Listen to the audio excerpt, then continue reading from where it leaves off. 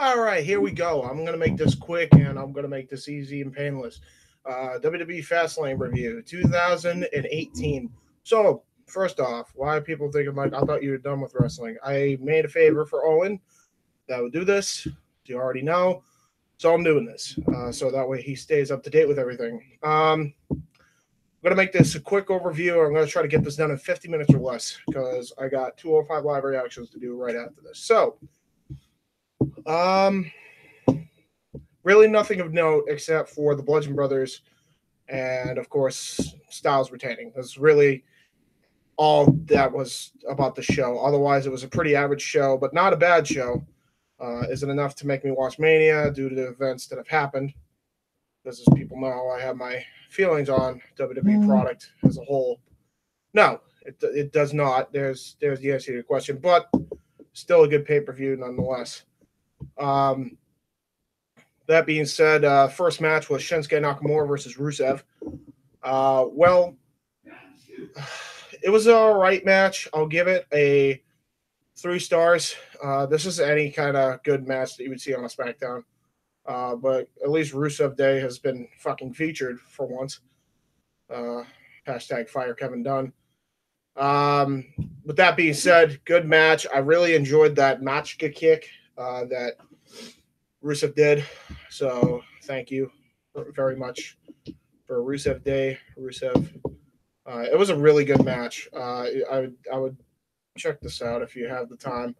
Rusev actually got a good showing here. Other than that, we move on to the United States Championship match, which is Randy Orton versus Bobby Roode. Fuck this feud. And the whole reasoning for this feud, really. Fuck the SmackDown Top 10 and fuck fucking Road Dogg. That's all I have to say. Other than that, this is a really good match. It was really hard to get invested in just because of how badly the feud's been booked, but it was still a good match. I was shocked that Randy won. So he has officially won every, I think, what is it? Every nowadays championship except for the Universal title. I mean, fuck it. He's won all the titles that need to be won. Put it that way. With that being said, cool for Randy. Jinder Mahal or Jinder Mahal's came out and demolished the two and blah blah blah. He did his thing, laid them both out. But then Rude laid them both out with a glorious DDT and showed signs of a heel turn.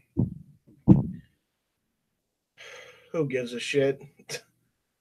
Good match though, so can't really complain. I give it maybe if I was gonna give it. You know what? Fuck the star ratings. Rusev and Nakamura thumbs up. U.S. title match and ending segment thumbs up. Well, what else is there? I think from there it was the pointless women's tag, I think. Not that I cared because this was a piss break for me. I think it was, though, because I heard Naomi's music before I went to go piss. So, there you go. Whatever. Carmella finally gets a win. Holy shit. That's really it. Otherwise, I give this 1 3/4 if I was going still by the star ratings. But for me, this is a down. We're going to go by that. So, thumbs down. The next match, I believe, was the New Day versus the Usos, which was really good. I will give this a 3 1/4. This is really good. This was honestly, if it wasn't for the 6-pack challenge, this probably would have been the best match of the show, to be honest. And I don't want to hear people tell me that Ruby Riott and Charlotte Flair stole the whole show. Bullshit. Charlotte carried Ruby Riott. I'll get to that in a minute, though. Good on you guys. Cool. Awesome. For a good match, as always, New Day and Usos. But then the Bludgeon Brothers came out and pretty much decimated everyone. Holy crap, we remembered the Bludgeon Brothers. So I guess they're getting a title shot at Mania. Cool. and I'm looking forward to them hopefully winning the tag team titles. But who do I fucking care? I'm not even gonna watch. But cool, Bludgeon Brothers, yay! So match and ending segment gets a thumbs up from me. With that being said, the next match was the Ruby Riott and Charlotte Flair match. So people are gonna have their feelings on this. Here are mine.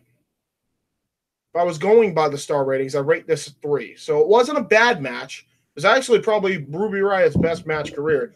However, I don't attribute that at all to Ruby Riott. I'm sick of the hype train they're giving this chick. She sucks. She always will suck. She's the Baron Corbin of the female division for a reason. She's really not that talented. She's good at promos, but anybody could be good at promos when you look at fucking Jay White's shit and fucking do your homework. She's not impressive to me. So whatever. Cool on Ruby Riott and Charlotte for having a decent enough match to where people were invested. So it will be a thumbs in the middle, mainly because the fans overhyped Ruby Riott so much. However, Asuka came out, and that gets an up because we know who Asuka is challenging. I'm actually very much looking forward to the Charlotte and Asuka match. I will be watching that when it's not live. I'll probably watch it on my own free time because I don't feel like sitting through Mania. But later on, I'll probably watch that match because I'm very curious as to what happens. That being said, finally, the six-pack challenge main event.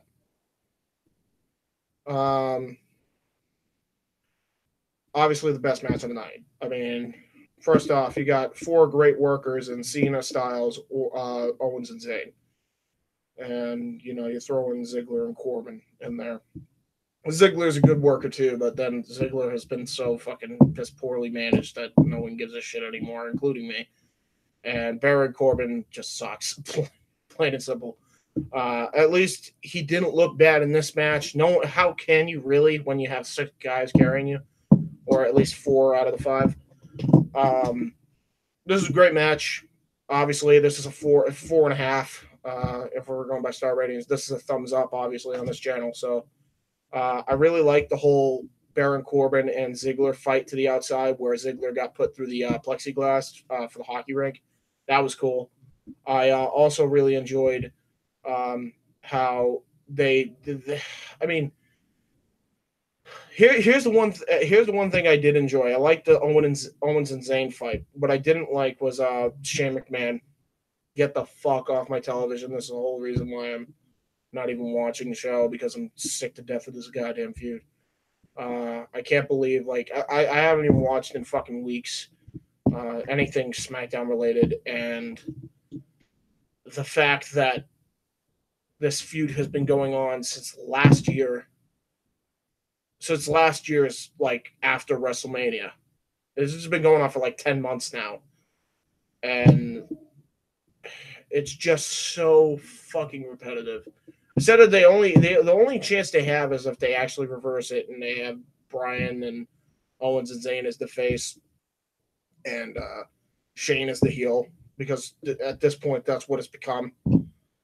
This is just blatant stupidity at this point. Like, okay, you got your opportunity. You lost to Hell in a Cell, but you beat the fucking piss out of them.